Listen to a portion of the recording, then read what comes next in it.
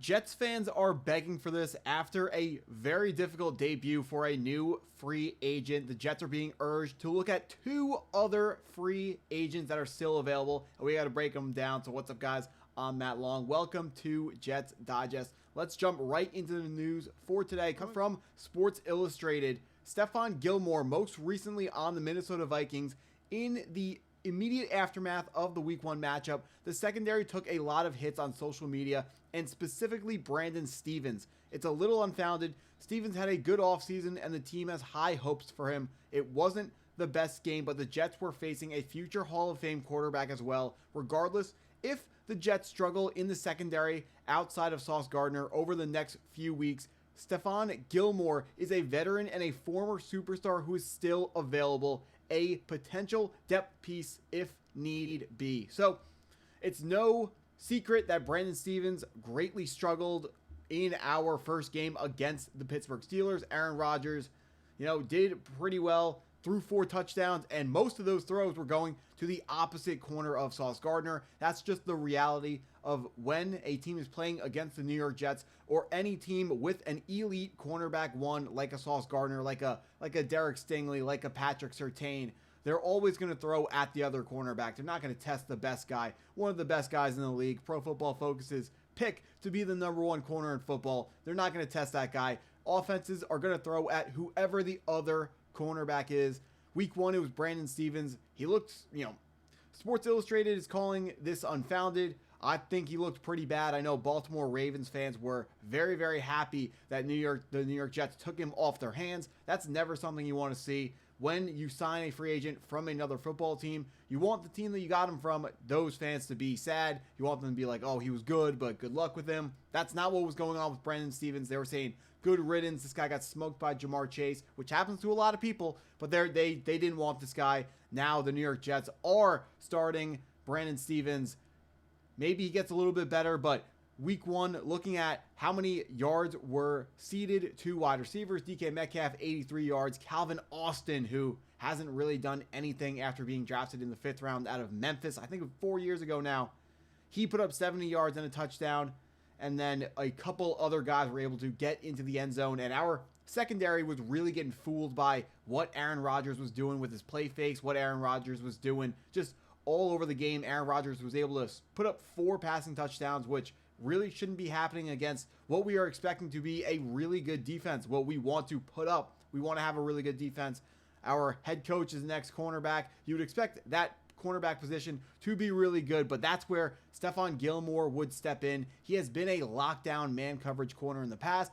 Yes, he's way past his prime, so you wouldn't expect him to be a lockdown corner, but we wouldn't be picking him up to be a lockdown corner. We would be picking him up just to help out next to Sauce Gardner and help us not just get absolutely smoked at the cornerback 2 spot.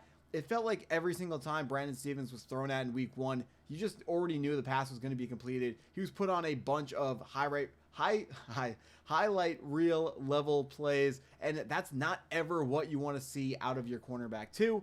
We got to make sure we are getting that thing locked down. An important thing that we do want to talk about is our defensive coordinator, Stephen Wilks. He is someone who uses a lot of zone coverages, more so than man coverage. So Stephon Gilmore isn't the perfect fit because he is more of a man coverage corner instead of a zone cover corner. But zone coverage is easier to play than man coverage.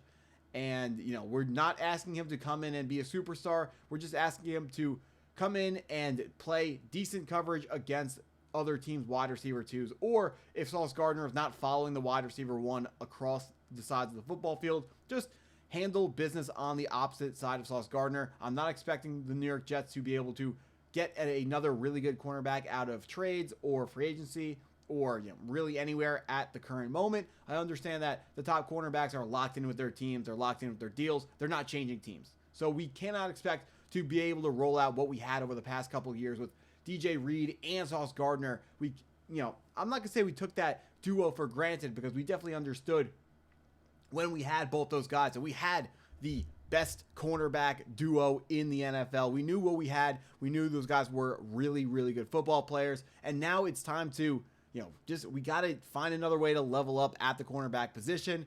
Also, another option is Azariah Thomas, our 3rd round pick out of Florida State University.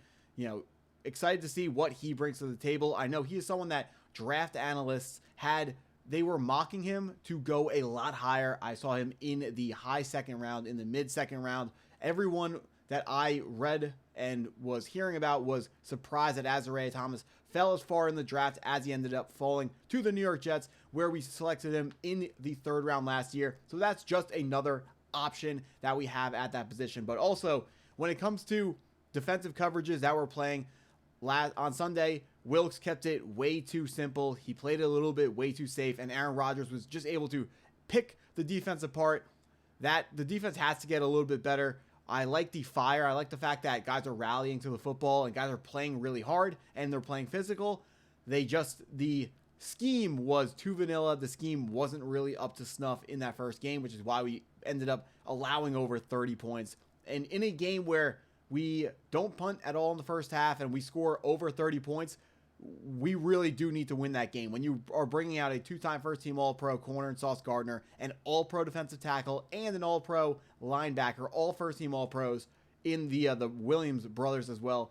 3 first-team All-Pros. That defense just has to be able to hold opposing teams under 30 points in their games. And Sports Illustrated actually had another free agent option for the New York Jets to help us hold defenses down to lower points.